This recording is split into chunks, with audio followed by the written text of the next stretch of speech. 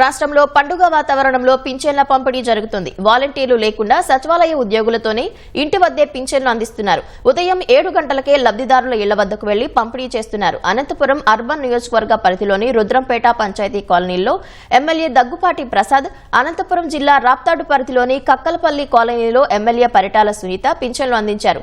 సంక్షేమంతో పాటు అభివృద్ధికి బడ్జెట్లో తగిన నిధులు కేటాయించడం చంద్రబాబు సమర్థతకు నిదర్శనమని ఎమ్మెల్యేలు ప్రశంసించారు.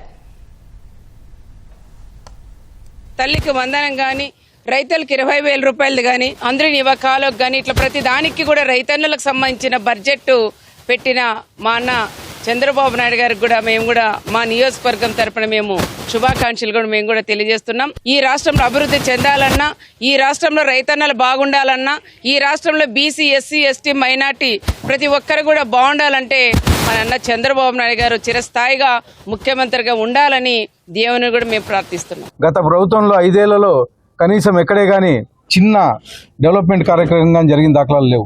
ఈరోజు మా ఎన్డీఏ గవర్నమెంట్ వచ్చిన తర్వాత నిన్న రోజున దాదాపు 3,22,000 కోట్లతో బడ్జెట్ ప్రవేశపెట్టడం జరిగింది.